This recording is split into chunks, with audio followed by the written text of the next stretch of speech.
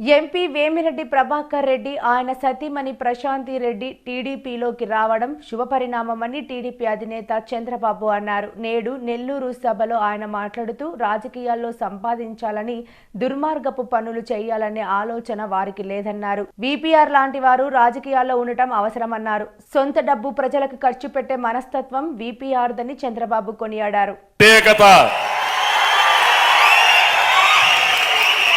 ఎందుకు ఈ మాట మాట్లాడుతున్నానంటే ఆయన ఏదో పార్లమెంట్లో పోటీ చేయాలని కాదు. అలాంటి వ్యక్తులు రాజకీయానికి అవసరం. రాజకీయాలకి గౌరవం తెచ్చే వ్యక్తులు, అలాంటి వ్యక్తుల్ని పార్టీలోకి స్వాగతం పలకడం నా బాధ్యతగా ఆలోచించి ఈరోజు వారికి స్వాగతం పలుకుతున్నానని చెప్పి కూడా నేను మీకు తెలియజేస్తున్నా.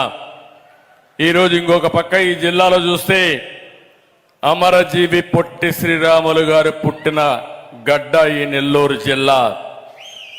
బెజవాడ గోపాలరెడ్డి లాంటి నేతలు పుట్టిన జిల్లా. సారా ఉద్యమం ఇక్కడి నుంచే ప్రారంభమైంది. దూబగుంట రోసమ్మ గారు పుట్టిన జిల్లా. అలాంటి జిల్లాలో ఆ రోజు సమైక్య ఆంధ్రప్రదేశ్ని గజగజలాడిస్తే ఇప్పుడు మొత్తం వచ్చిన నేతను చూస్తా ఉంటే ఈ జగన్మోహన్ రెడ్డిని మ్యానుఫ్యాక్చరింగ్, హోల్సేల్ డీలర్షిప్, అమ్మకాలు, అన్ని మార్కెటింగ్ అన్ని ఆయనే చేసే పరిస్థితికి వచ్చాడంటే ఎక్కడికి పోతున్నా నాకైతే అర్థం కావడం లేదు. రాష్ట్ర రాజకీయాల్లో సింహపురి రాజకీయాలు ఎప్పుడూ ప్రత్యేకమే. ఇక్కడ నేతలు ఎంతో ఆత్మ గౌరవంతో బతుకుతారు. ఆత్మ